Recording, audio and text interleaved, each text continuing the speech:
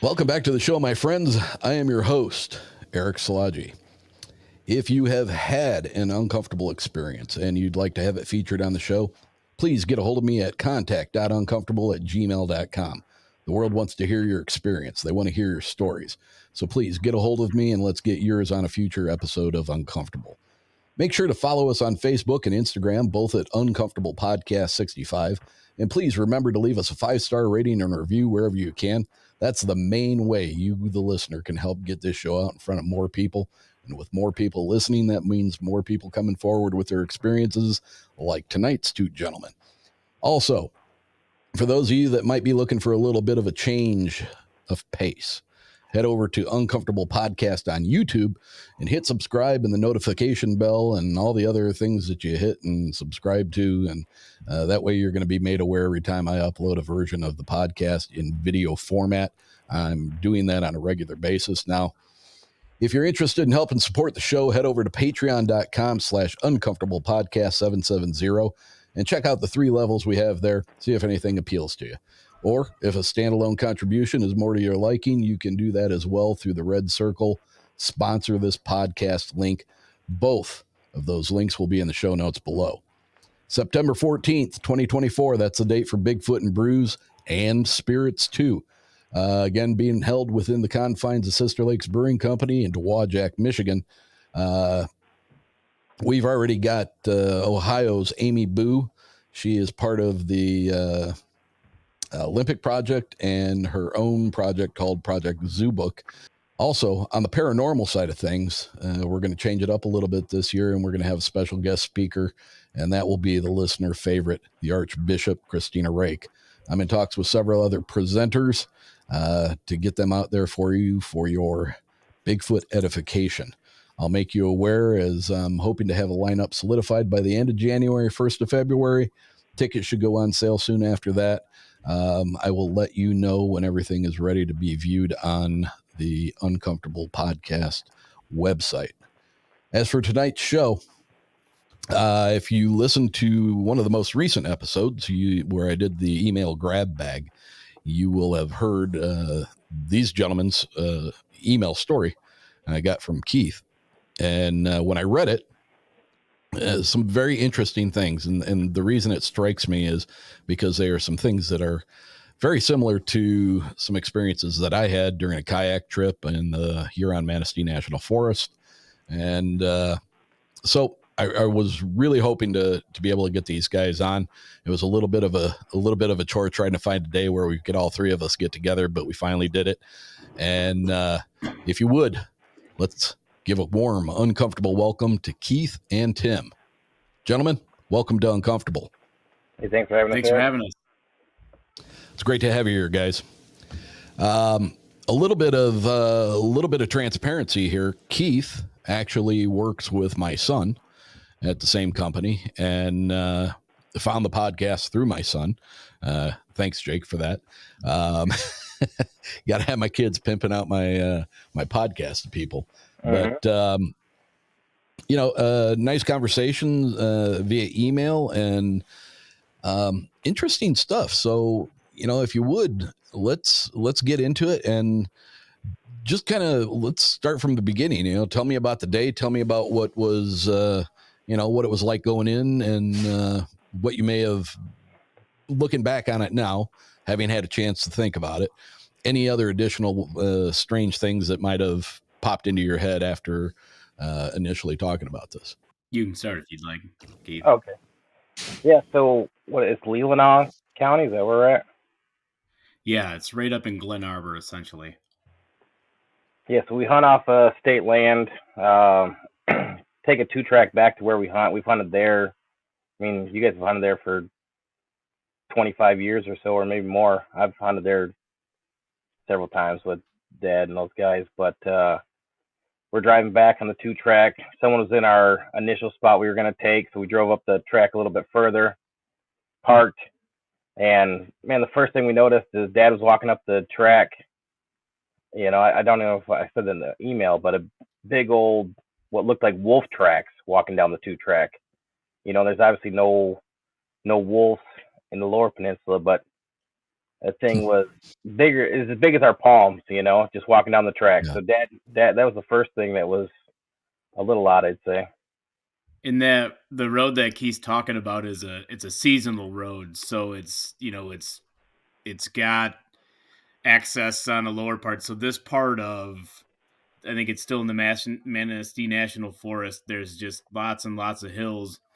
So where we enter it is in a very low point, and it's very hilly terrain all the way up to the top of the hill, which is quite a ways up, and there's a smattering of houses up at the top. So where Keith's talking about is we're on what I would call like the lower portion of the property, and he's right. We've been hunting there. I'm mid 40s, and I started gun hunting there when I was first able to. So same piece of property essentially. So you guys have been on this property for the better part of your young adult through current times. I mean, this place is no strange. It's not strange to you at all. No, and so to provide a date for that too. So we got up there the day before. So when we were scouting our spot, and what Keith's explaining is November 14th, so the day before opening season. Yep. So we found a spot. I think we hunted there 2 years ago too, or something. We don't really see much deer there, but we saw a deer there the 2 years before. So we're like, hey, this is the spot. Because I think last year we saw buck kiss for deer. It was like, all right, we know we saw one deer here. So we went back there. You can still kind of see the road from where we even put the blind, but walk back there. Dad stayed at the truck. Timmy and I set up the blind. He cut down some branches for for shooting alleys and whatnot, and just a kind of a 2-man blind. You set it down there, and it's one of the pop-up blinds, so you push basically like 4 spokes up on all 4 sides, and then I have one. Yeah. So that was kind of the context of where we're at, and then man, we hunted the first day and we didn't have anything, and then so we sit side by side. There's enough room in there for us, a little table for some of our gear like binoculars and whatnot. Yeah. Cribbage and we board. sat there from, what's that? Cribbage board. Cribbage board. Yeah, there's also that. But yeah, we sat there all day, and nothing. I wouldn't say anything out of the ordinary happened that day. I mean, not a whole lot. Well, so you guys are you're in it early, out there just all day. Yeah. First day we sat all day. So you're there from dark until dark. And then I guess to preface this too, like I said, I started listening to your podcast. Never really thought anything about Bigfoot or anything. And then as we're heading up, I was kind of asking Dad, like, you spent your whole life in the woods. You always say you only spend a few days here and there, but like Dad's been hunting since he was in diapers. And I'm like, have you ever had any tree knocks? You ever had any of this? You ever smelt something funky? And I'm saying all these things, and I'm like, these guys think I'm crazy. And then the next day, we caught about 5 of the things I was talking about. So, like, when you brought that up with your dad, what was his reaction to you? Was it the typical roll in his eyes and now you're friggin' nuts, or did he entertain it? I wouldn't say Dad dismissed it. I think he just would say nothing. He would be more in the camp of, if he did, he couldn't recall it, but he didn't just dismiss it. He said, I don't think I've really had any of those things. But I mean, like, once we get into what we heard, I could say I've heard some of those things before. It just never, without Keith kind of walking over all that ground that he was telling us about. Yeah. I wouldn't have said, I just said it was that thing, but no, like, I would give no attribute to what caused it. It's funny that you say that, because I've got a good friend of mine, Rob. He hunts all the time. All right. And again, it's like, he's been hunting since he's been a little kid, but that doesn't mean you're out in the woods 365 days, but he is very proactive. He's out there setting up cameras. He's clearing firing lanes and, the properties that they lease and everything. So, he's out there a lot. And, when I first started talking about this stuff, and it was even prior to me doing the podcast, he would look at me like I was nuts. He's like, "Hey, ain't nothing out there. I've been out there all the time and there ain't nothing." And, at the time, for me anyway,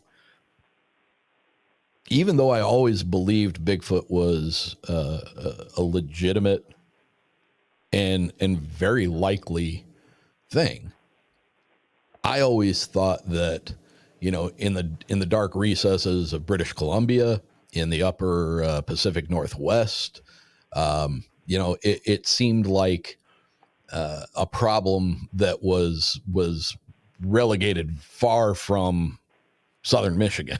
Yeah, it's nowhere local, right? It's in Right. some dangerous different region. Yeah. And ever since he's started listening to the show, and God love him, he's become very a good fan of the show. But I can't tell you how many times now over the past couple of hunting seasons where he'll take pictures, or he'll send me a picture off of his trail cam, or he'll be like, "Man," and he recorded some sounds. And I mean, there are some strange sounds out in the woods, and a dog howling in a neighborhood that carries through woods is going to sound way different to a hunter sitting out there alone when that sound is traveling a long distance, rather than you being in the house next door to that dog that's barking and annoying the hell out of you. It's going to have a different sound to it, a different tonal quality. So even he, with as much as he was like, "Nah, there ain't nothing like that out there." It's in his head now.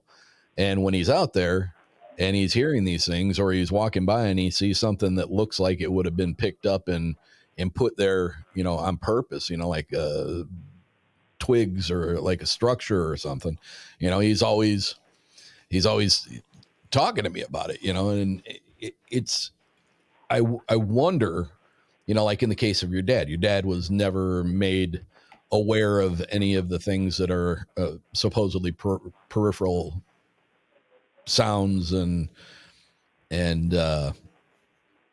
things that typically people report having around them when they're in the area of these things. Had he been aware of those, and much like yourself, now next year when you go out hunting, I'm guessing that those are kind of going to be in the forefront of your mind as far as you're going to be listening for it. Well, and did that sound just like what I heard last year? Or yeah, and the interesting dynamic we have in the tent is Keith's hearing is trash. He's got like, I don't know, is it your right ear, your left ear that just doesn't simply work? Yeah, my left ear. And my hearing is good, right? So like, he's telling us about on the drive up, he's saying, I've listened to this podcast and there's all these things we could be aware of.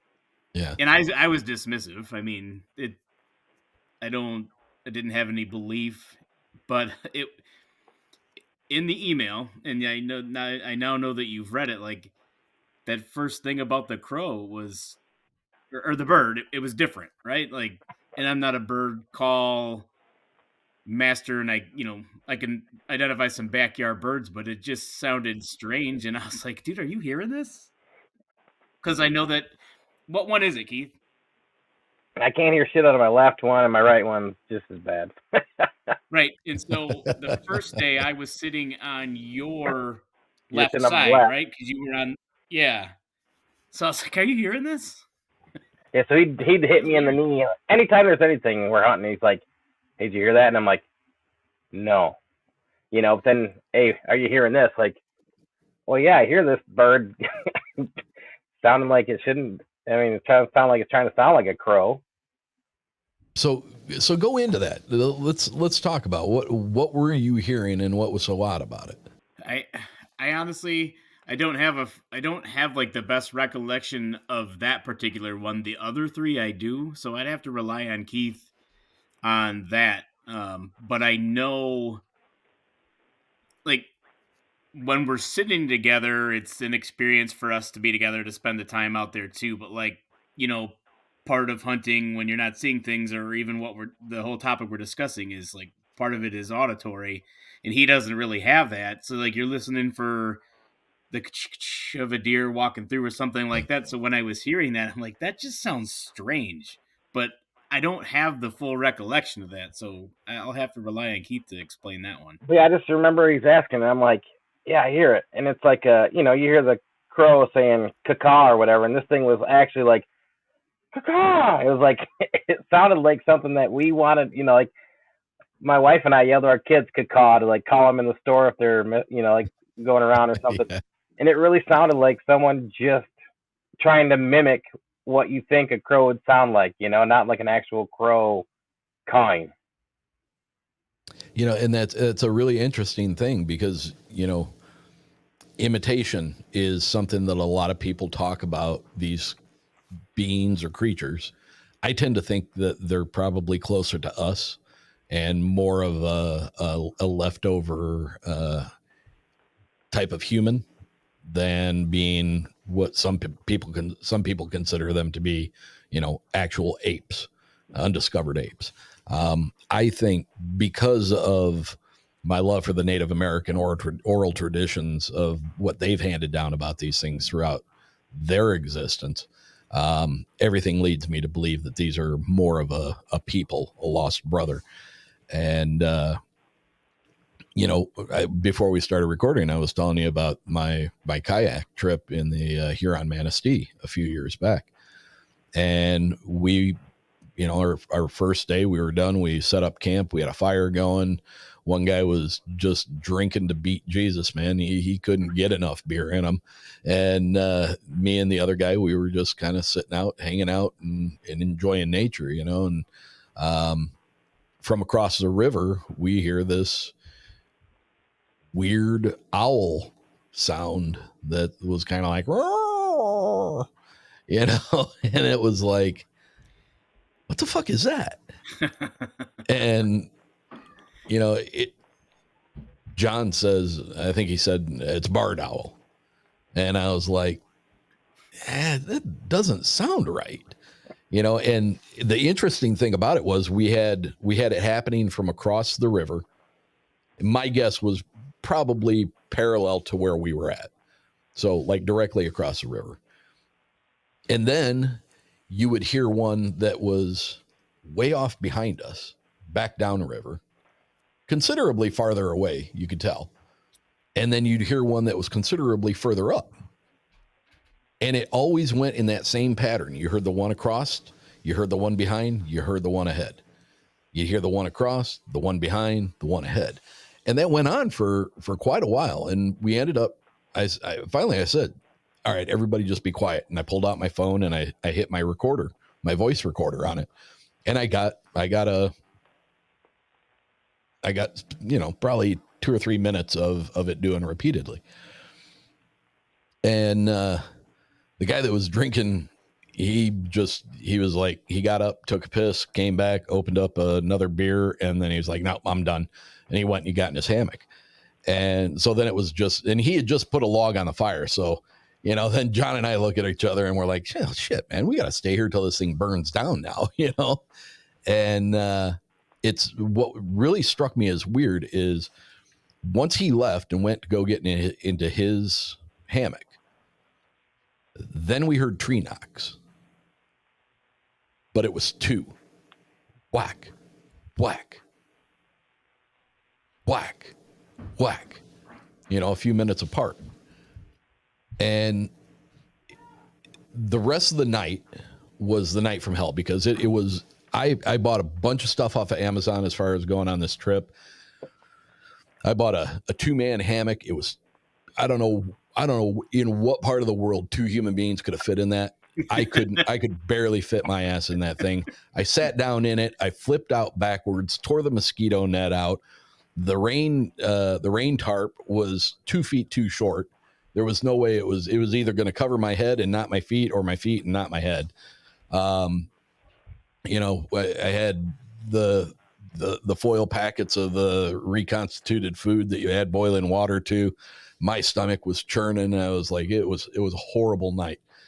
And once we decided, the two of us, to go back to lay down, it was 5 minutes and I heard John snoring. And I was laying there and I start hearing splashes in the water. And like heavy splashes, like poosh, that when you take a big rock and you throw it in the water and you get that loop, and then you get the poosh of the water. I kept hearing it, and I'm like, okay, so we're right next to the river. The river is running, so there's some ambient noise from the water moving anyway. I know fish are gonna come up to the surface and get insects and whatever, but they're typically not like porpoising out of the water and doing a belly flop going back in to get an insect. They're coming up, they're breaking the surface of the water, they're getting their insect, and then they go back down.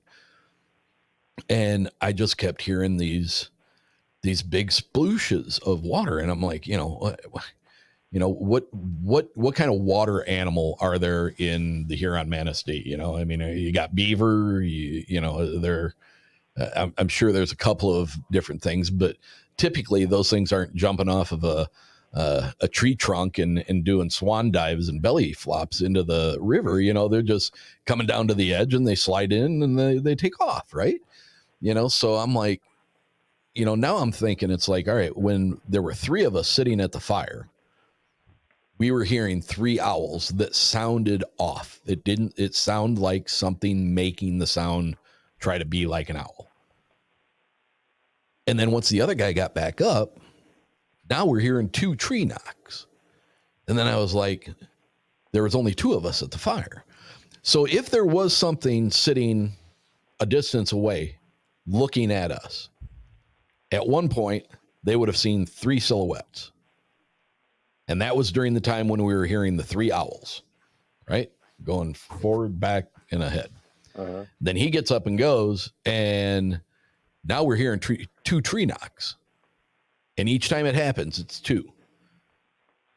And now there's only two of us sitting at the fire. So if there's something looking at us, they're only seeing two. So I'm like, I start thinking about that as a component of their communication? Is that a way that they're like, okay, there's three, and now there's two, and by time I got into my cot and put on every layer of clothing that I had brought with me because it got so goddamn cold and we weren't expecting it, I was literally laying there and I was afraid to go to sleep. I did not want to close my eyes and go to sleep. And I didn't want to get up and go 15 yards away from camp and dig a hole so I could do my business, because I knew, that there was something out there that was going to be sitting behind a tree looking at me laughing, saying, look at the hairless monkey taking a dump in the hole. It wasn't until it started to get light, my guess was probably around 5:30 or so in the morning, that I was actually able to relax. And I ended up sleeping for about an hour and a half until the rain started. And, so that was a rough night. But after taking some time and thinking about it, it's like three hoots, there were three guys, two tree knocks, there were two guys, and then the splashes in the water that literally sounded like large rocks being thrown into the water. I'd say what I find interesting about your story is the splashes, right? Because if you think of it, let's say it's a muskrat or a river otter or something like that, like they wouldn't want to be making that much. As I would think about, they wouldn't want to make that much noise because there's such larger predators, right? Like, why would they draw that much attention? So it would seem to reason that if something was making that amount of noise, There wasn't a lot of fear in that noise. Yeah. Yeah, it was very strange. It was a very strange night, you know, and I mean, I'm okay with going into a haunted location and doing a ghost investigation, and you know I'll go sit down in a creepy ass basement in the dark with you know a couple of different ghost uh, equipment, and you know I mean I'm fine. You know, I've had some bizarre experiences in my lifetime, and I'm fine. Um, I was genuinely too afraid to go to sleep, so I made myself stay up. Uh-huh. That story too is it's different than our story, but just with the river. So we have my wife's grandma has a cottage on the Osable, up in Hmm. Grayling. Yeah. And not to get off our story, but just real quick, I wasn't there, but my wife and a couple of their buddies were up there sitting by a fire, and same thing. They heard the big old sploosh, sploosh, sploosh, and they were like, "What the hell is that?" And they're all sitting by the fire, and they all got scared, and they were like, "That's a fucking bear. Let's run inside."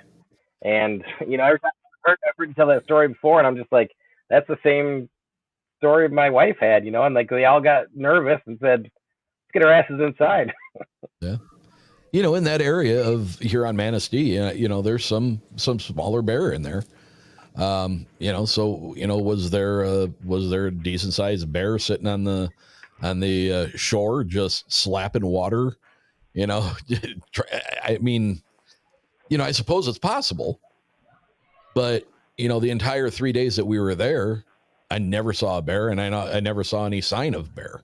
You Uh-huh. know, so I mean, you know, people can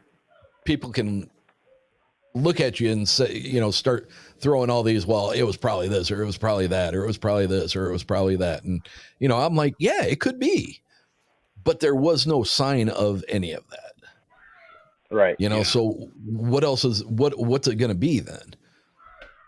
You And know, and that's I what. guess they could say, you know, well, there was no sign of Bigfoot either. That wasn't necessarily true.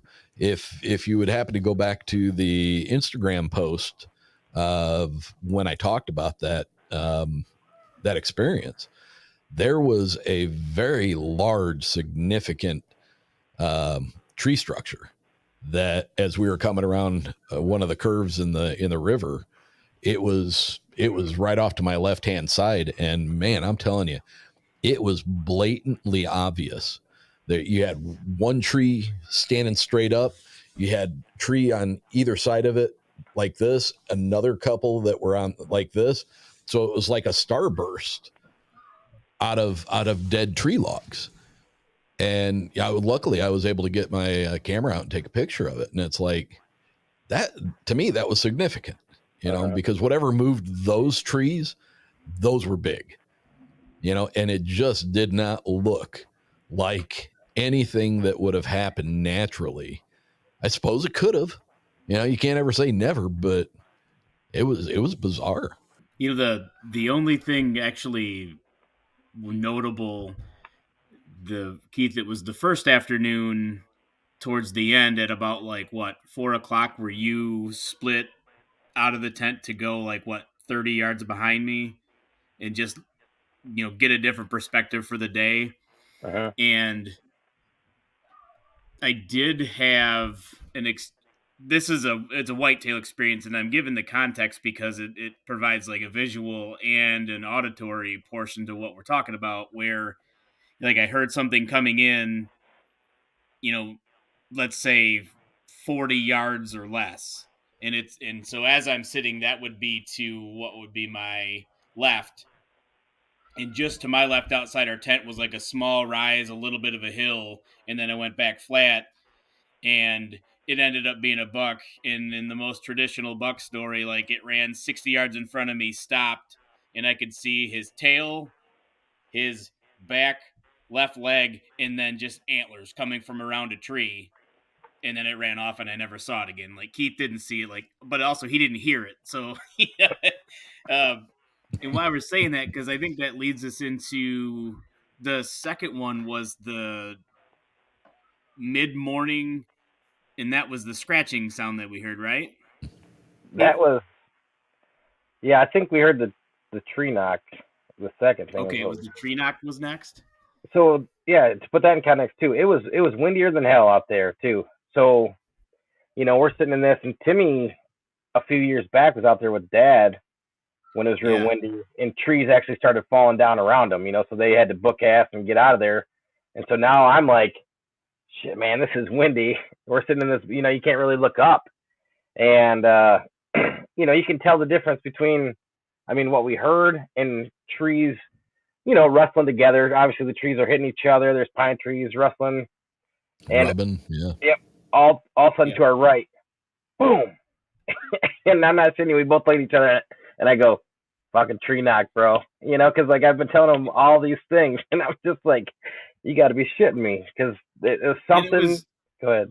It was substantial because it didn't just knock, but it like knocked with such. It felt like it knocked with such force that it like resonated too. Like I would equate if you had a baseball bat and you hit something solid, it just knocked so hard. And when you're sitting out there hunting and you're with your brother, we're kind of just chit chatting, and he was talking about all this stuff, and it was like that was exactly what you're talking about. That was a fucking knock, and it was substantial, right? It's in it. The story Keith's talking about the trees is I was up a couple years ago with my dad, and it was somewhat warmer weather, and the ground was wet, and the wind was really whipping, and we had a full size oak tree just like you heard the roots explode with a loud crack, and that sucker fell, and we just like blasted out of the tent. So you know what a tree falling in the woods sounds like now.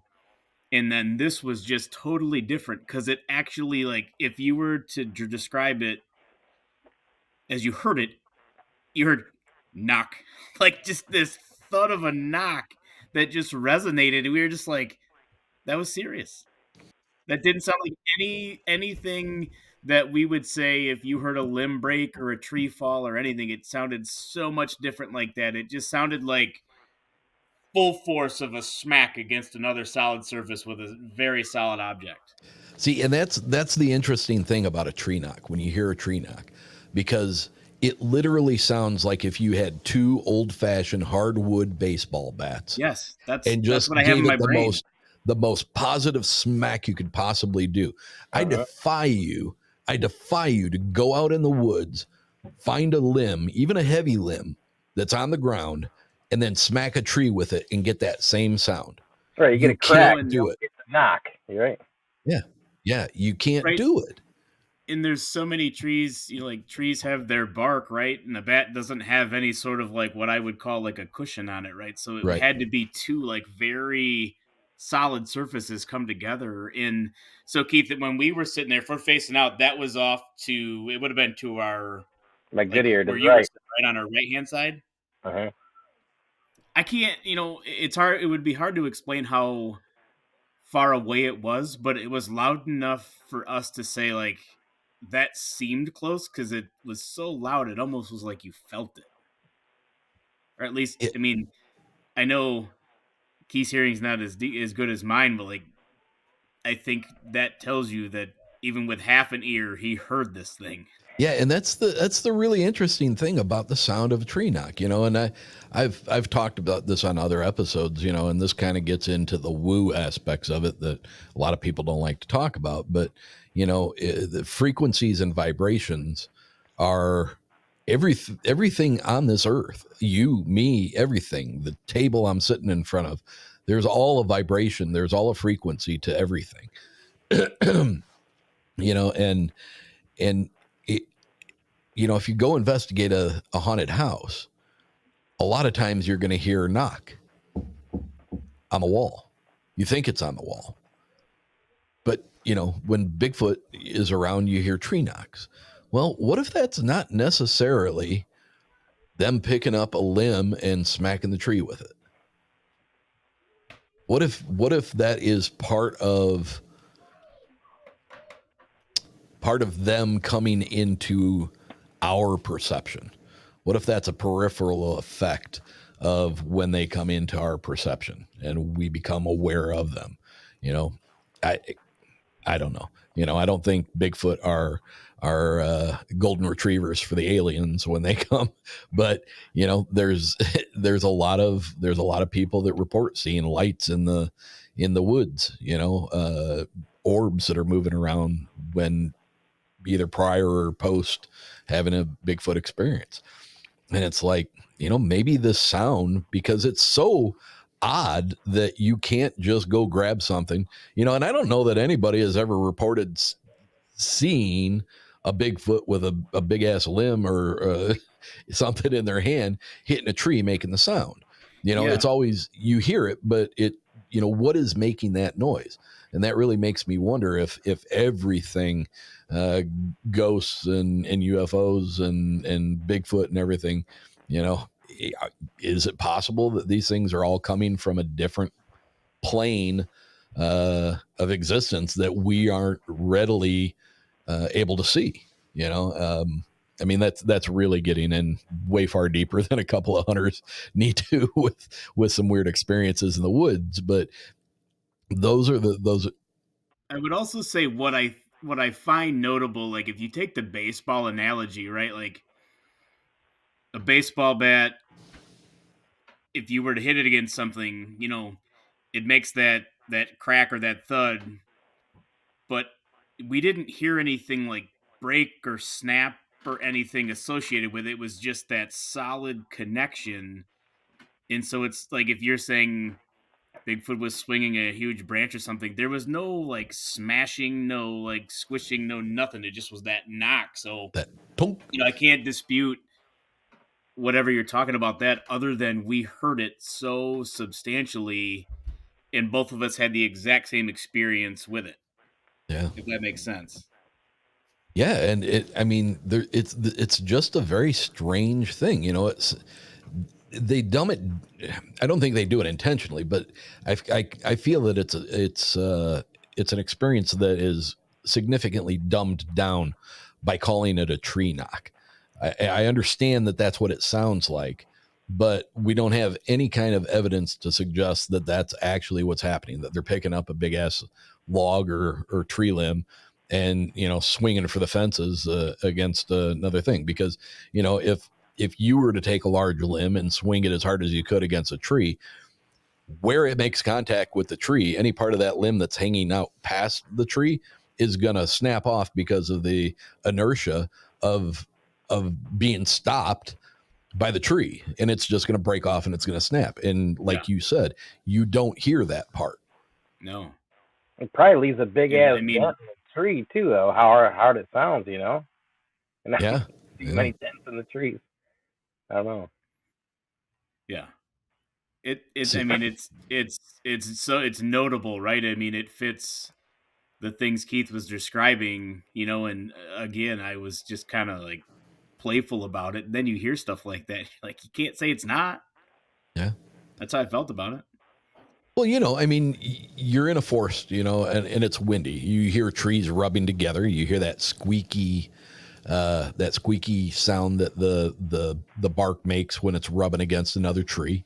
You know, there's all kinds of the leaves rustling. You can hear, you know, when the wind comes through, all of a sudden you hear the extra noise of the leaves all moving around in the trees. There's all kinds of sounds out there. Yeah. But there's nothing that readily replicates that noise. Yeah, we didn't hear that. We only heard the noise one time, you know, and it was like the whole. I mean, it was windier than shit, and that one time we heard that, you know, out of That's exactly what I was just going to say.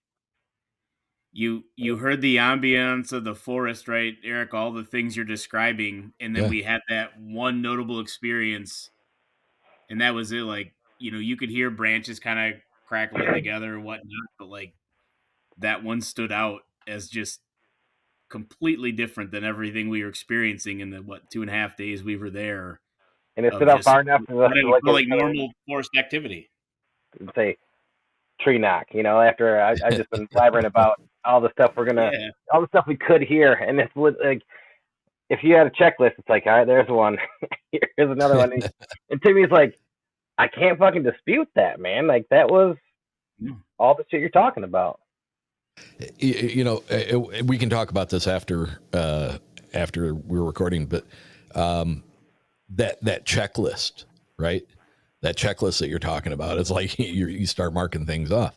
I don't know if you've ever talked with Jake about his experience up in Petoskey. I just heard his episode, when I listened to your show, but a little bit. So, when he called me and tells me, I'm all right, or he texted me, he's like, I'm okay, but a tree just got pushed over beside me.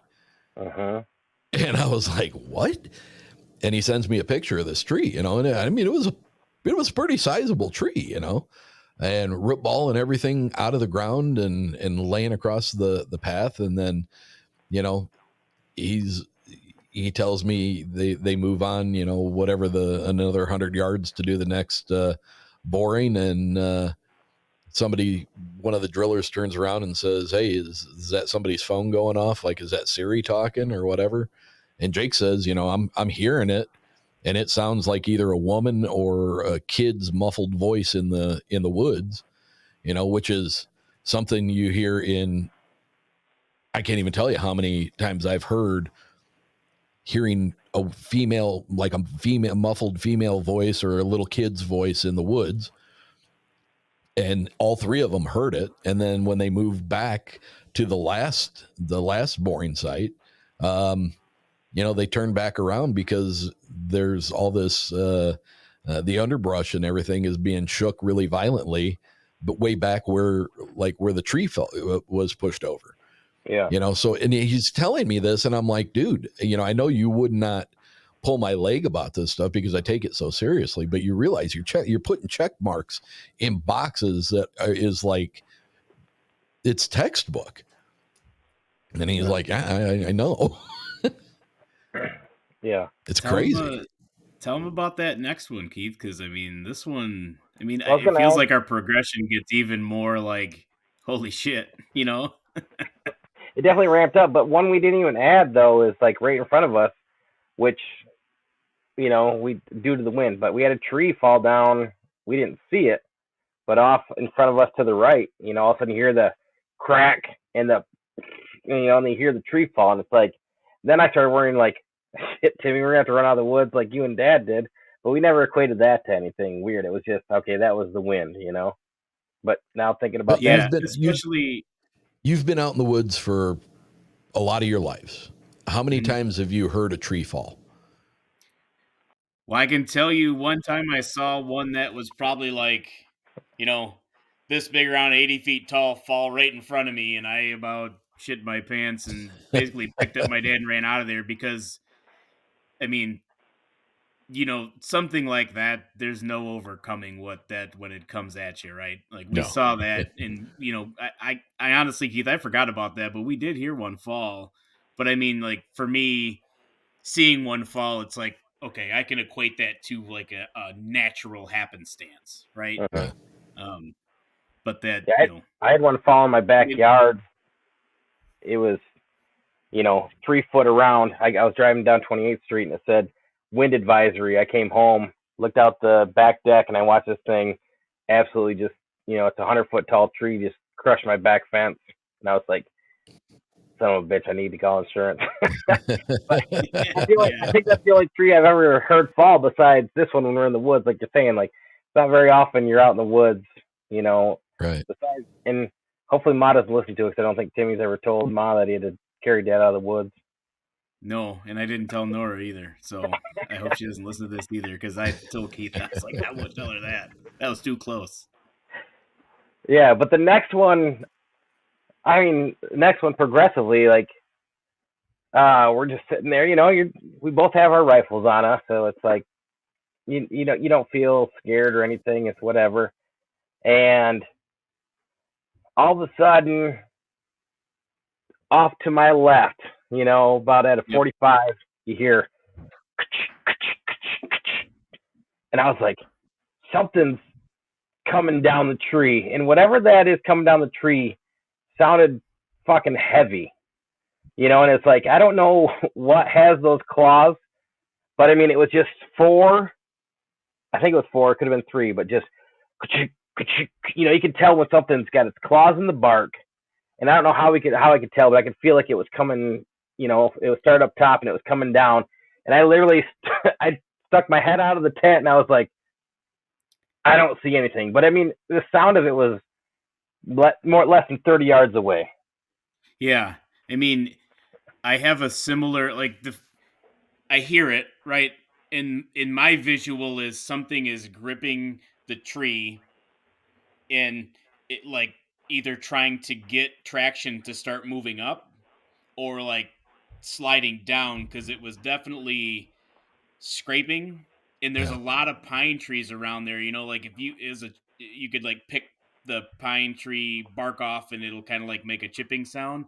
Yeah. And like something substantial was like either getting traction going up or sliding down. But Keith was going like, is there a bear around here? Because it felt so substantial, not like a It just kitty felt cat heavy. or a squirrel, Yeah. like kind of like it was. It wasn't a raccoon. It wasn't a porcupine. It was. I mean, it was like that thing had some weight to it, and I was like, at the same time, where it's like it gets your heart pumping because when you hear things in the woods, and we're like, all right, but it was like that's not a small animal, and I'm like, and then I start questioning like, do we fucking shoot a bear if it comes at us? Like, what are the rules here? But, right, and when you're whitetail hunting, you're like tuning into whitetail activity. This thing was beyond whitetail activity. I mean, it had to be claws because we don't know what else would be making that sound out there. Right.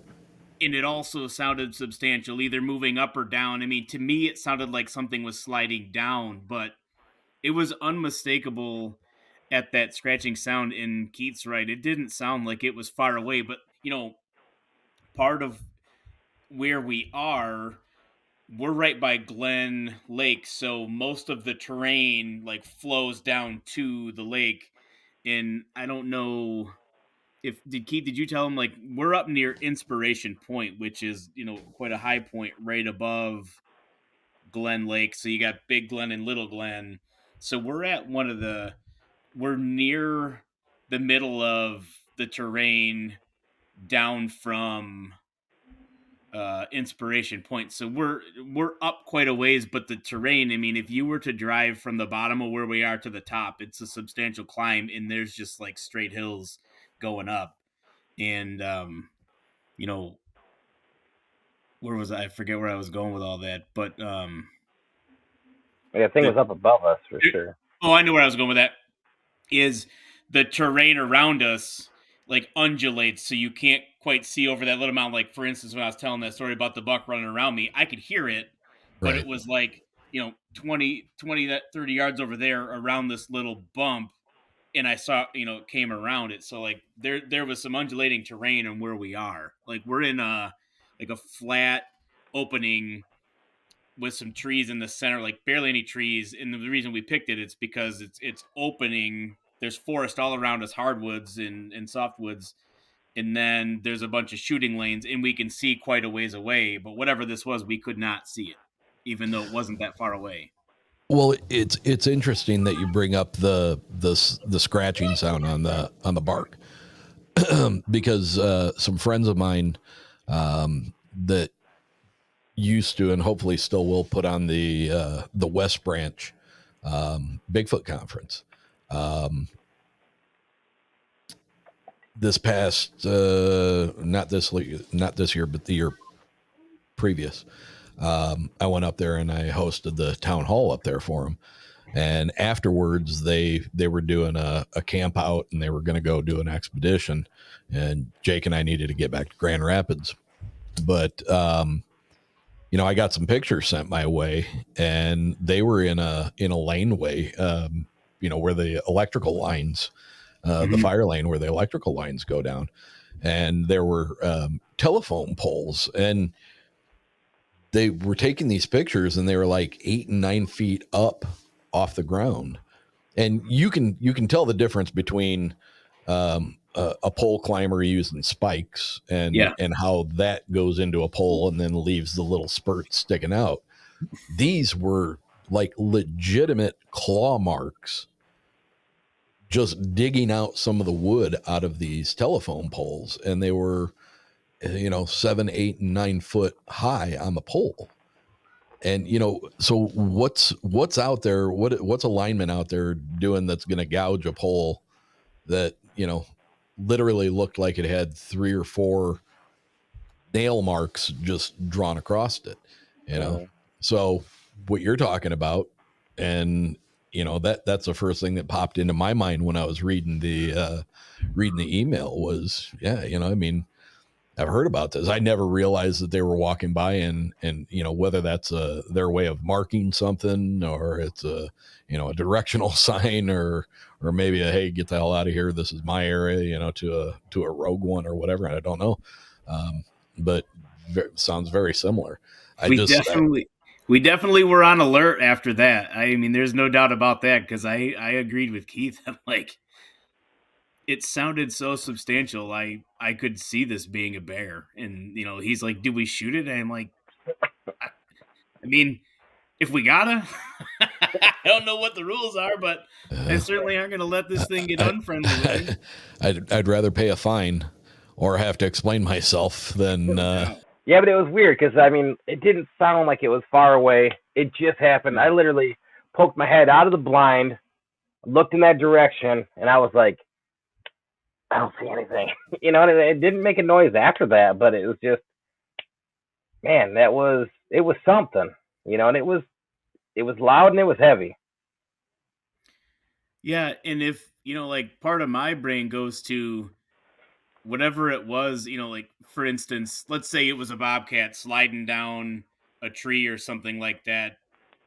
If it was chasing prey, we didn't hear it like anything jump down and take off. It was the scratching and then just regular forest noise, no sounds of a chase, no calls, no nothing, just the scraping, and then it was regular. It's like, man, that was bizarre. I gotta ask. You figure something that you hear you perceive it to be so close, you'd think you'd see something happen, and we were just waiting for that for a while. I gotta ask. I assume you haven't said anything about it, so I assume the answer is going to be no. But did you at any point try to find that tree to see if you could have seen claw marks or of something coming down that tree or not? No, there's so many trees out there, we wouldn't have known which one it was, or I mean, it would have been probably a good idea to go check, but no. Next time. Well, right. It also feels like the next one that was like the most holy moly of them all didn't happen too long after it, so it kind of changed our perspective. So if you want to cover that one too, because this one has us scratching our heads for sure. Yeah, this one made me shit my pants damn near. So that's like, I mean, probably 15 minutes after that, we're you're just coming down. Every time you hear a noise out there, it's like it's something. So it's like your blood pressure goes up and it starts to come back down, and so at this point we figured, I can't hear anything out of my right ear, so I sit on the left, so I'm on the left side this time, and we hear that, I pop my head out of the left side of the blind, come back, and man, all of a sudden, out of nowhere, so like I said, we're in this blind, you push these things out, they're spring activated kind of. Something smacks the side of the tent, and the whole spring mechanism shoots in towards me. And I'm just like, oh, no kidding. I look at Timmy and I'm like, what the fuck, man? Like, you shit your pants because all of a sudden the whole side of the tent is, it springs back the other way. And I was like, I said, what'd I tell you about them throwing rocks or sticks? And I stuck my head out of the tent and I looked on the ground. I was expecting to see like here is a baseball set. I didn't see anything on the ground, but I mean, we sat out there for that 3 days or something, 2.5 days, and the tent could have given away at any point. And right after that claw, not 15 minutes later, the whole left side of the tent caves in, and it wasn't caved in, like something hit it. You felt something hit the tent, so it sounded like, and boom, all of a sudden that thing was pushed in on me.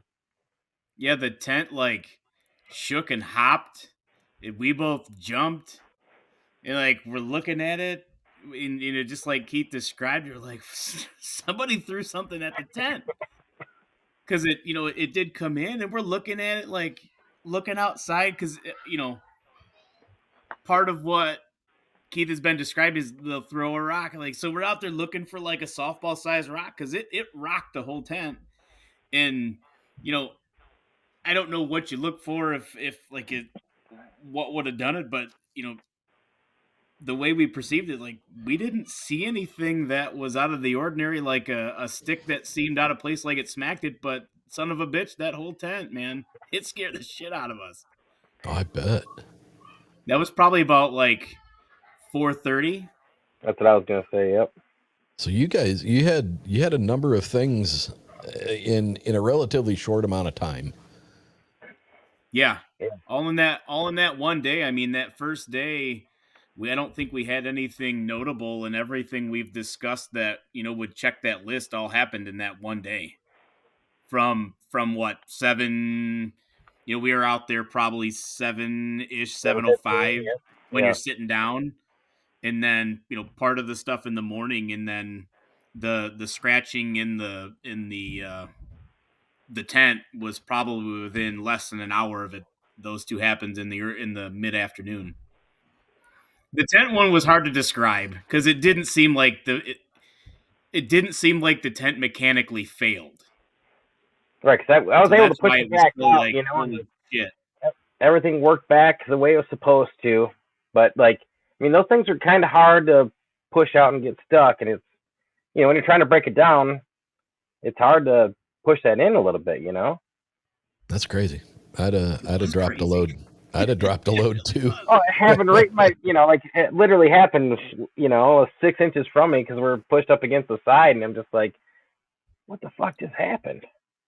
Yeah, and I'm pretty sure now that I'm kind of reliving it, I was like, what the hell was that? And like, we got guns in our, like, you're holding your gun in your hand, and like, what is messing with us? Because my logical brain went right to like, how did the tent just fail when the whole structure is predicated upon tension? Like, right. How did it just all of a sudden spring in if it didn't break? Right. That was bizarre. That's crazy. Yeah. And the only thing we can say is that whatever hit the tent wasn't a rock because we couldn't find a rock, but that doesn't mean it wasn't a limb or whatever the hell. I mean, we didn't find a rock. Were there sizable limbs laying around? I mean, I would assume you're on the floor of a wooded area. Yeah, not too far from us. There's branches down. Is there anything you looked at that you were like, oh, well, all right, it must have been that? No, when I stuck my head out, I was like, I didn't see anything that was just like, hey, here's like a piece that got thrown at it. It was just everything looked like it should have been there. I don't know if this will make sense, but it's kind of the way my brain works. It's like it wasn't so big that it would have destroyed the tent. So you're not looking for like a full on like oak log, right? Like you'd put in your fireplace. But it was big enough to push the tension in without destroying it or tearing the fabric. And so when you're looking out there, you like have a visual of what size it should be. And right. Eric, like you're saying, there's all kinds of, tree detritus on the ground, like, old branches from pine trees and stuff like that stuff's on the ground. So, but we didn't see anything like lying on the ground, moving like it had been jostled. It just was like, we don't know exactly what the ground looked like. So we can't say that, this branch over here wasn't part of what hit the tent. Right. It was just so jarring that it happened. And it was with all the other stuff. And then the conversations about, Keith was saying, like, this is kind of what could happen out here. I'm like, we just fucking experienced it. We just did. That one was bizarre. I mean, the scratching one, you don't know, but like this one happened to something that was ours in the tent. And I don't believe it was a mechanical failure. Yeah, to some extent, you guys had some control over that experience because it was surrounding you. You were within its confines. and there was no apparent reason for it to fail in any way other than if something had pushed against the outside of it and made it pop in. Right, and pushed hard, and like, I mean, it didn't make a noise before. It wasn't like, hey, I'm really struggling here, I'm gonna give way. It was just all of a sudden, very sudden, the side is just collapsing on me. There was no snow, so there wasn't like tension on the roof to add pressure to the sides. I mean, it was cold, but no snow, no precipitation. And just out of nowhere, the whole tent just bam, we jumped. Like, what the hell is that? And we tried to look, but in the span of time of when it happened to when our shock wore off, I don't know if it was 2 seconds or a minute and a half to look out there and be like, what the fuck was that? What caused this? So, but it was definitely bizarre. Was that the extent of the experiences then? Yeah, because we finished out the night there with nothing else. We came back out the next morning, and then somebody had gone into my dad's blind and taken his chair, because you could see his blind if you were driving around, you could see his blind. So somebody went in and took his chair, and Geez. I don't know what you know about him, but it was a chair to make him comfortable while I was out there, and then we just ended up saying like, all right, let's just call it if you can't be comfortable. So we didn't spend any more time in there. But yeah, the tent one, that was hard to explain. The only other thing I'd say is, man, the year before, Timmy and I watched this spike horn come down from up top.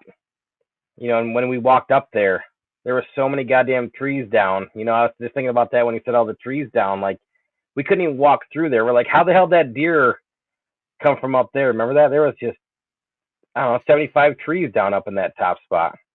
Yeah, because the year before was that, the experience I told you about when it was kind of wet and windy up there when the one fell. So there were a lot of trees that fell, but like even what Keith's describing about that button buck, that terrain up there was so hilly and so I mean, like, I don't know how the deer walked through that. I mean, it was substantial just for us to hike our fat asses all the way up to that, let alone go, like, where'd he come from? Because you had to go down another big gully and up another huge hill, and so a lot of undulating terrain up there. So you guys going into this, Keith, obviously you've listened to the show. I don't know what about your personality made you decide to start listening to that. Do you have an interest in Bigfoot or paranormal or anything like that? Or did you just think it was cool? You work with a guy whose dad has a podcast, I'm going to check it out, and decided, do you like it? Exactly. Yeah. I was just like, how sweet is that? Hey, your dad has a podcast, I'm going to check this out. And then I really got sucked in, and I'm more sucked in, I think, on the Bigfoot than the paranormal stuff, but it's all pretty good. But it was just, I mean, Timmy and Dad, and honest to God, all my friends, I just tell them, like, I got a bunch of dads that are friends of dads or hunters, and I'm like, hey, you ever seen Squatch? Here's what you're looking for. Have you heard this?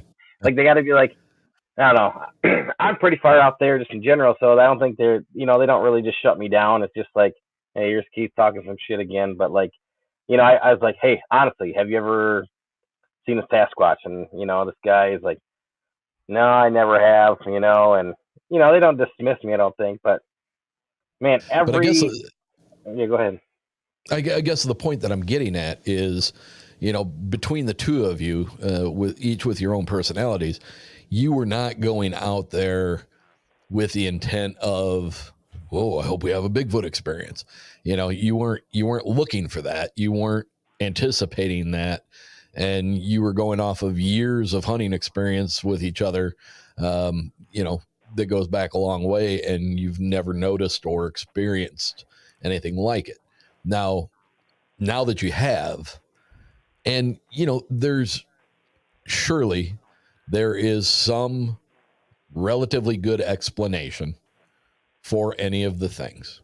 Exactly. Yep. It was a crow with half a beak, Yep. It couldn't make the sounds right, or it was, a different type of bird that you weren't aware of.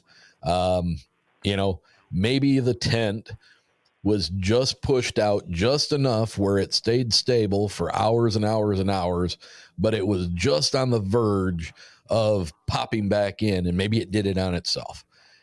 Maybe it was like, nope, I'm done. Fuck it. Boop. And he popped in. Maybe it was a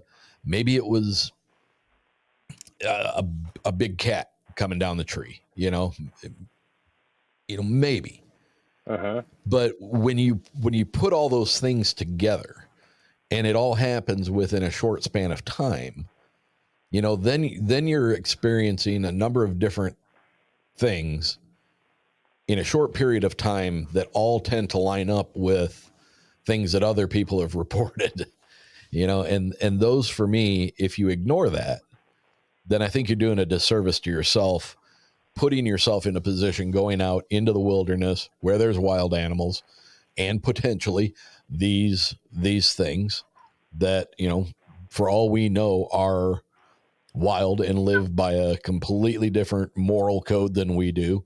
And they're, the Native Americans have said in their oral tradition that, they were known as cannibals, so if they were, if they were taking, the one Thomas Seawood I had on a couple of weeks ago, their oral traditions, when they were kids, they were told that the old lady of the woods would get you if you were behaving. And, it was a female Sasquatch that would carry a basket on its back and grab little kids, throw it in there, and then take it and, cook them up and eat them. So, That sounds terrible. Where did those stories come from? They had to come from something. So, like where your head's at now with what you experienced on that day going into next hunting season. Yeah, I think it's funny because I went into it obviously joking around with Sasquatch, like, hey, we're going to be out in the woods, and here's the things to look out for. And after it's all said and done, like you said, everything can be explained away, I feel like. It's like, hey, here's a tree knock. Was it a tree hit another tree because of the wind? Was that really a cougar? Did the tent just fail? And, that maybe, I don't know. But, like, everything I think can be explained away, but at the same time, it's like, well, we didn't see a bear, We know what a tree sounds like when it actually falls. We know what a tree sounds like. I mean, we've all hit branches on trees trying to crack them and break them and this and that. And like you said, it's with an open mind, I think it's like, dude, we checked pretty good boxes, I'd say. Yeah. My dog groomer, Joanna, her and her husband and their kids, they vacation up in the Upper Peninsula of Michigan. And they were, I want to say they were around Pictured Rocks. I may be wrong. If I am, forgive me. But they went up to this lookout point. And, there was a group of people with them, and they were all standing up there looking out over the lake. And her husband heard tree knocks in the woods behind them. And to the point where he walked away from the rest of the group and was standing like at the edge of the tree line looking back into the woods because he was fully convinced that there was some kind of a construction crew back there that was building something because he kept hearing the knocks. But he said it wasn't like just hammering, repeatedly. You would just hear these loud wood knocks, and, they never saw anything. They did have an experience, though, that when they were on the trail, they heard, and it took her a long time, and she ended up messaging me, and she's like, "Oh my God, she heard something. I think it was on Sasquatch Chronicles where somebody described the growl, the guttural growl sound that they experienced as being like that of an alligator. It had that much resonance to it, like a big, deep cavity that all that sound was resonating in.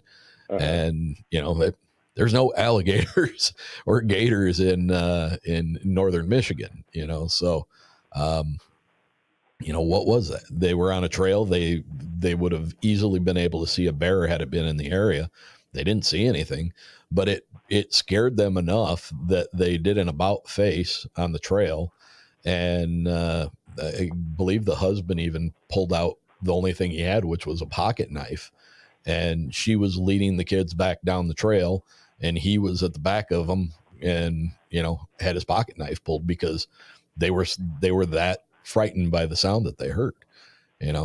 What does that to people? You're walking through a hiking trail in northern Michigan. What could there be? Bear, yeah, but typically bear are big enough, you're going to see them.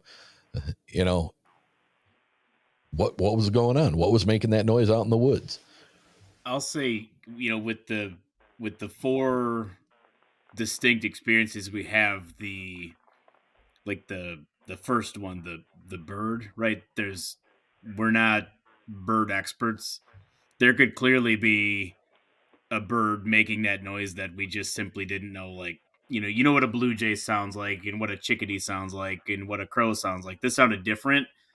It doesn't mean that there couldn't have been a different bird, but the knock, Absolutely, the scraping, in the tent thing, like, those are harder to explain away. One, because you can't see them, but like we sit here and tell you how we felt about them, and it's notable that they were just like, our brain goes, "That's different," and I think that says something. I think you're right, and I think those are the things. That's why I like talking to people with experiences like what you guys had, because I think those are important things to take note of. Because if you pay attention to those things, you may save yourself the potential for something more drastic. If your gut tells you to get out there, like with you and your dad, when the tree fell, your gut told you, get out, grab them and go. Oh, yeah. Well, there's some people in this world that don't listen to that gut instinct. That was we're going to be fine. We were in full on flight mode. Like, we blasted. We left all of our. We just basically had our guns and we ran. All of our shit was in the tent because, I mean, the sound of those roots giving way was just this. It was just crack, and then I saw it starting to go, and I just grabbed him, and I was like, go, like, full on flight mode. We got the hell out of there. And the other thing, like, Keith and I always haven't hunted together. Keith hasn't always been up with there, so I've sat out in that woods all by myself so many times, and there's an awareness now that we'll have, right? One, Keith, like you said, he was kind of joking about it, and it was very joking, but these things all describe a narrative that you have, and we can't explain them away. I think the bird one is probably the most easiest to, but we definitely had them, and they definitely felt weird. There's no doubt about it. But and like you said, we didn't go out there, like, hey, instead of deer hunting, we're squatching. It was certainly. Hey, I'm listening to this podcast, and people, episodes 2 and 3, man, it's just like that resonated with me, and I'm like, it could happen to us. We obviously didn't see anything walking in front of us or anything. I didn't even see one deer, but we had. Well, and I think it's interesting. It's interesting that you contacted my son, and then he looked up whether or not there was any. I was going to say that, yeah, or activity around there, and sure enough. So people are reporting activity up there. Then I guess I didn't even ask Keith that. Yeah, I sent Jake that night, and he went on his I forget what it is, but the Bigfoot tracker app or whatever. Bigfoot mapping project, yeah.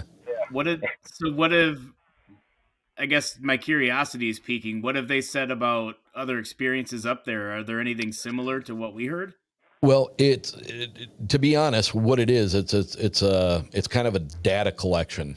All right, so there's a couple of different individuals. One on Facebook has a very large group that he takes Michigan experiences and then posts them on his site. But there's the BFRO, the Bigfoot Research Organization, which you can contact. You can fill out the questionnaire as far as what happened, where it was, what time of day, what the weather conditions were like, what the lighting was like, whether or not it was an auditory, whether or not it was a visual sighting, whether it was you heard a tree knock or whether you heard a howl or a whoop or, it was very specific things. And much like that data collection, the Bigfoot Mapping Project also does that, but the guy Scott Tompkins who runs it, you can get the app for your phone. It's $1.99, I believe. And then when you have the app, you can also access it on your computer. And the app is a handy little thing to have in your pocket because you can look something up really quick and say, oh shit, yeah, there were some sightings in that area. And basically what it'll do, it'll give you a little like a yellow or a green or a red Bigfoot silhouette, or it'll have a footprint. And, those are probably indications of when you click on that, it will tell you a very brief summary of what that sighting was. But if you click on that, it will take you to the actual report that was given to the BFRO or to Scott. And it will tell you, again, weather conditions, time of day, what time of year, what month, what day, what it's all the general data that you would need to take a report, like a police report. Uh-huh. So I highly suggest, if you guys have any interest in looking into this stuff, that app, Bigfoot Mapping Project, best $1.99 you're going to spend, especially on, being able to use it on your desktop or your laptop. There's a number of features, and basically I forget what the GSPS is, what he does it for a living. He collects this data, and there's different filters that you can toggle on and off of the maps. And when we did, if you go back maybe 6 months, I did a second episode with him. I would suggest watching it on YouTube because he actually was pulling up his mapping project on the screen, and he was toggling different filters on and off so you could see. And basically what I asked him to do, he was not prepared for this, but I asked him to do this on the Dowagiac area where the Sister Lakes Dewey Lake monster happened.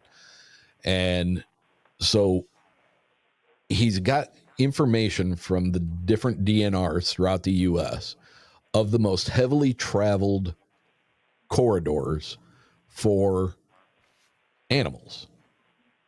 And basically what it'll do, it'll draw this brown little squiggly line over the maps, and it will show these corridors that, whether they're tagged animals or whether they're, I'm not sure the process of the collection of the data.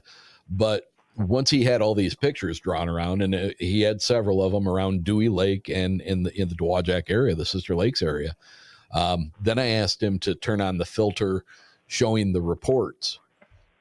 And the 3 or 4 reports from the 1964 sighting of the Dewey Lake monster, all of them, all 3 or 4 of them, ended up landing right on those corridors that his data points had all suggested where larger animals would be traveling. Uh-huh. And I found that very fascinating that, he had no idea. So it wasn't like he could prepare it. It wasn't like he knew that, he was going to be able to show this and this. And in real time during the video, you heard the excitement in his voice that, it's like, holy crap, this it's legitimately showing. So I would suggest, as a really easy to use pocket pal as far as Bigfoot experiences. If you're going, some of my friends who go camping and stuff, they've got them. And, if they're going to pick a camping site, they go to it and they look and see if there's been any sightings. I mean, why not? Right. Whether it's you want to experience or whether you want to avoid experiencing it, it's a handy feature. So, yeah. So, you can just click on each one of the sightings and it'll give you a real tiny little blurb about it. And then if you click on that, it'll take you to the actual report and you can read the whole thing. Yeah. So Keith said something earlier today in a message to me that not only did you guys have these experiences, but you had something happen back when you guys were in high school that was a little bit more on the spooky side of things. Yeah. Yeah. That one was interesting.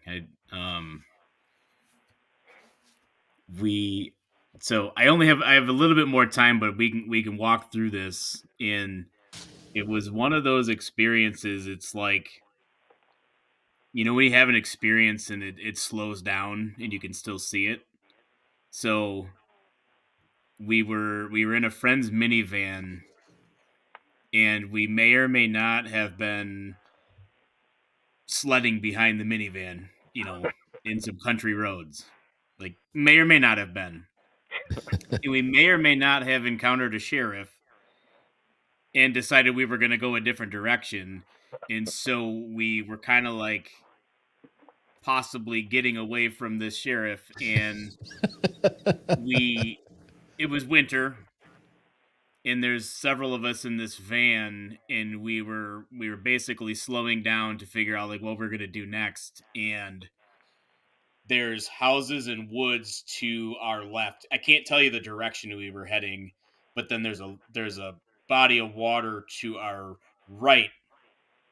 And as we're slowing down, like a 6-foot cloud like It's walks like it across was the like street. like the wind Literally, picked up. like, looked like it was taking strides. And the hair on your neck, like everybody in the car is just having that experience. Yeah. And we just like Yeah, walked it. it And cut, it's probably 6:30, 7 o'clock in Michigan, so it's dark out and in the Sure. headlights, and you just saw this thing walk across the road. And you literally saw like legs taking a stride. It was transparent. Like, if the wind were blowing it, there was no swirling. There was no like real snow happening, but you saw like this form moving is the best way I can explain it. But it was like, I don't want to say it was like human, but it looked like it was walking. Like, it was just like if your mailbox was on the other side of the road and there were no cars, you're just walking over to grab it. Like, that's how the whole thing went. And it was just like the hair on your neck, it felt electrical, and it was just everybody was like dead ass silent. yeah, the whole car just stopped, and we're just like, it happened. It happened probably 3 seconds, and we're all just like, did everybody just fucking see that? And we're like, I believe we all just fucking saw that. Yeah. And so, the wild thing is like to see it visually, but like the collective experience is everybody had that like electrical, like, holy shit, silent neck hair just on end. And then everybody was kind of silent, and I don't know who broke it, but like, you just saw that, right? And we're like, I don't know what I saw, but this is what I think I saw. And it was Let's go like, home. yeah, we went home. But like, as far as ghost stories, that is the most real thing or closest thing to a ghost story I would ever say, because I don't think I can be convinced that what we saw wasn't walking across the road. Yeah. It was Wow, wild. that's crazy. It was crazy. So we were, what do you think, Keith? We were maybe like 17, 18, 19 maybe? Yeah, say I was probably 14, 15 years old for sure. Yeah. It was wild. And the great thing about that is it's a cool story, but the great thing is that it was a collective experience. For sure. So there's probably 5 of us in there, maybe 6. I bet you if you called up Trevor right now, who's driving the car, we haven't talked about this in 23 years, he'd be like, oh yeah, that dude walking across the road would, like, we all were just like, fucking A, man, that was something. Yeah, it was. Well, I got to thank you guys so much. I appreciate you guys putting this together. I know, Tim, you got to get rolling. Keith, I don't know if you noticed back here, but the new addition to my studio shelf back there, thanks to Keith. He heard me talk about my love for the X-Files, the old TV show from the 90s. The truth is out there. The next thing I know, my son's bringing me a gift from Keith, so I appreciate that. I appreciate it. I got a shirt and stickers and a little. I should have worn my little Squatch pin. The pin. Yeah, appreciate it. Hey, no problem. Appreciate you listening. And it's fun to tell the story, right, from our perspective, and I hope people enjoy that. But it's also, it's interesting to hear you talk about yours, because it like makes our experience more real and closer to what you're all about with this show. Yeah. Because, like you mentioned something a few minutes back about like you didn't have a agenda for this type of topic.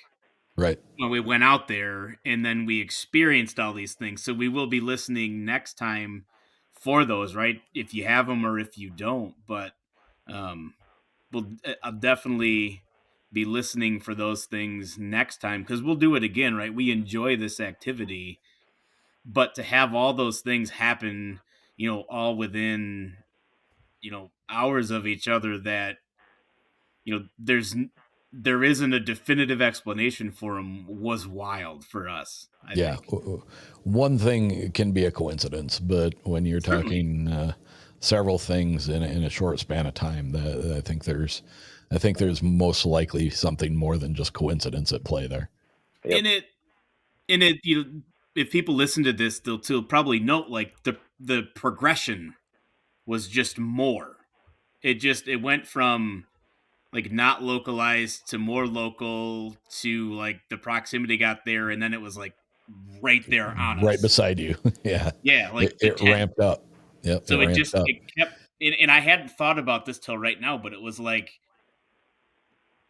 you're on the 25, the 15, the 5, and then the end zone. Like that was our progression. Like it finally got to us. Well, and I think it couldn't have been even more personal. Like it didn't. If we didn't have the tent, whatever may have hit it would have hit Keith, right? I mean, it just was a weird progression. I didn't even think about that till right now. Or if you guys were not in a shelter, maybe it would have taken on a different form. Maybe it would have been, a rock thrown, and, you hear a loud, softball sized rock hit, a couple of feet away from you, something like that. I mean, yeah.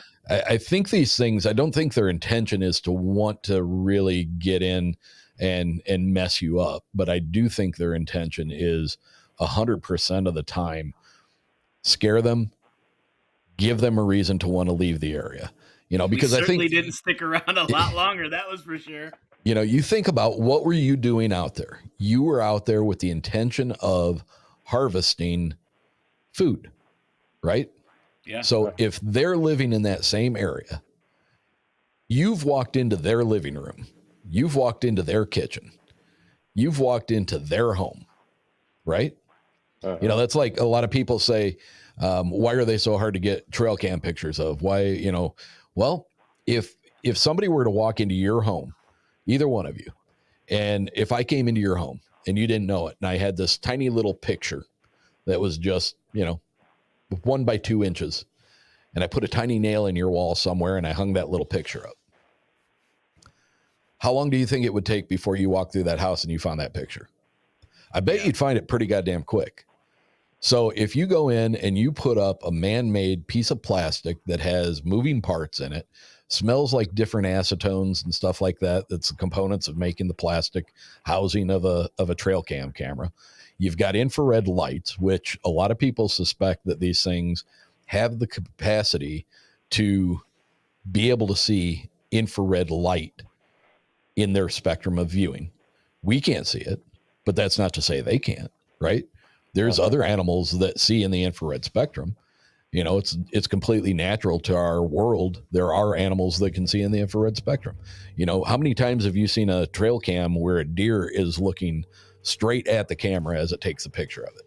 Right. You know, something is tipping that animal off that is there. You know, so if they're smart enough, and a lot of people think that they are, they stay away from it. Yeah, as you said earlier, everything has got a frequency that resonates, right? Maybe they can tune into that. Yeah, so well, I can say I enjoyed I wasn't sure what my experience would be like, but I really enjoyed being able to share our story, and you know, especially that whatever that paranormal experience we had, like that was very real, and like to tell you kind of like feel it again, which I don't even think we talked about that, like you said, if we were to call Trevor, but I don't think we've even talked about that for a couple decades, right? But I can still feel it. I can see it. It's crazy how stuff like that stays with you. You know, and that's like throughout any of the experiences that I've had through my life, I can close my eyes and I can relive it as it was happening. You know, it's that impactful. It hits you and it sears itself into your brain. Yeah, and it may have been what, Keith? Maybe like a 6-second interaction in our life, something like that. Yeah, I was gonna say 3. You know, it's just like yeah. You know, and to me that is a testament to the event that happened. You know, you don't take 6 guys who are driving around, screwing off, having fun, sketching behind a van down dirt back roads. Allegedly. Possibly even running from law enforcement. No way. But, you know, to have something that short of a duration stay with you and have the impact that it did, that you remember it like it was yesterday. And you still feel it resonate when you think back to it. I think those are the things that people need to pay more attention to with the experiences they have in their life. You know, they talk about Occam's razor, and you know, the most likely explanation is the easiest one to come to, right? So if you're having a ghost experience, they go to, you know, it was lighting, or it was smoke and mirrors, or it was this, or it was that, or it was this. To me, Occam's razor would say if you had a ghost experience, then the most logical explanation for it is that you had a ghost experience. And don't try to explain it away. It was 100% a ghost experience. You know, we all thought it was like, God damn, that was a ghost walking in front of the van. You know, 10 foot in front of the van, right across the street. Yeah. Crazy. Great story. Hey guys, thank you so much. I really appreciate it. It's been a blast talking to you. Again, thank you for the addition to the studio. Tim, it was a pleasure meeting you. And nice to meet you too. You guys keep me up to date if you ever run into any more out there in the woods. Yep. Thanks, Eric. We'll let you know. We'll definitely have an ear out for it. I know that. And I mean, I assume we'll sit together again. He can't hear and I can hear and see, so I help him out. All right, gentlemen. Good night. Thank you. Good night.